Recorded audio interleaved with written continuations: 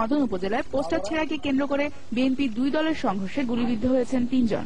যশোরের মনিরামপুর উপজেলার হাজরাকাটি সরকারি প্রাথমিক বিদ্যালয় কেন্দ্রে দুই চেয়ারম্যান প্রার্থীর সমর্থকদের মধ্যে সংঘর্ষে আহত হয়েছেন পুলিশের এক সদস্য। Nishat Parvez, channel I.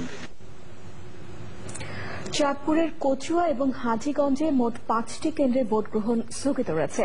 বাকি কেন্দ্রগুলোতে ভোট চলছে। চাঁদপুর পলিটেকনিক ইনস্টিটিউট কেন্দ্রের নির্বাচন পরিস্থিতি জানাচ্ছেন সময় ইসলাম।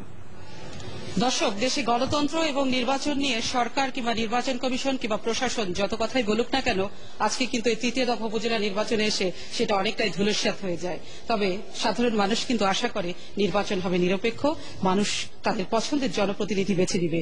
আজকে যদি আমরা পলিটেকনিক ইনস্টিটিউটের যেটা ভোট কেন্দ্রে এসেছি, প্রত্যেকটা ব্যালট পেপারে দেখা যাচ্ছে সিল দেওয়া আছে, প্রত্যেকটা ব্যালট পেপারে সিল দেওয়া হয়ে গেছে। এখানে ভোটার উপস্থিতি একদম নেই, কিন্তু প্রতিটা ব্যালট পেপার যদি আমরা দেখাই, যে দেখতে পাচ্ছেন যে প্রত্যেকটা ব্যালট পেপারে কিন্তু সিল দেওয়া আছে। এবং আমরা সবচেয়ে যেটা বড় কথা দেখাতে যাচ্ছি যে এখানে কিন্তু কোনো ব্যালট পেপারে কোনো ভোটার উপস্থিতি নেই, কিন্তু আপনারা দেখছেন যে এই যে ব্যালট পেপারে সিল দেওয়া 3টা যে ব্যালট পেপার আছে, প্রত্যেকটা ব্যালট পেপারে সিল দেওয়া হয়ে গেছে। এবং এই সিল দেওয়া চিত্রটি দেখানোর বোঝাতেই হয়তো আপনারা বুঝতে পারছেন যে এখানে নির্বাচনের পরিবেশটা কেমন। এবং আমরা যদি আরেকটু দেখাতে চাই যে নির্বাচনের সময় প্রশাসন বাইরে কিন্তু আছে, তারপরে নির্বাচনের এই যে কক্ষের মধ্যে যারা আছেন তারা কারা, এই প্রশ্ন হয়তো জনগণ আপনারা এই ছবি দেখে বুঝতে পারছেন ওনারা কারা। আমরা যদি কথা বলি আপনাদের সাথে, একটু দাঁড়াবেন ভাই, একটু কথা বলি। আপনারা কারা, আপনারা কি করতে এসেছেন এই ভোট কক্ষের মধ্যে? আমরা ভোট দিতে এসেছি। তো ভোট কি আপনার দেওয়া হয়ে গেছে? এখন তো দেওয়া হয়ে গেছে। কারা দিয়েছে যাই না, এখন আপনাদের করণীয়টা? চলে যাবো বাড়িতে।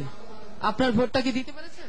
না, আমি আসছি তো এখন ভোট দিতে, সারাদিন ব্যবসা নিয়ে ব্যস্ত, আসলাম ভোট দিতে।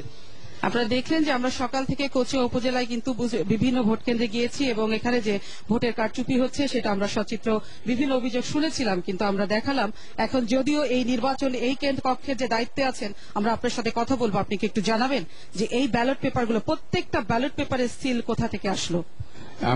আমার তো ব্যালট কিনে নিয়ে গেছে লোকজন। আমি প্রিসাইডিং অফিসার গেছি, স্যারের কাছে, স্যারও আসছে, স্যার আসছে এখানে আইয়া পরিস্থিতি দেখে স্যার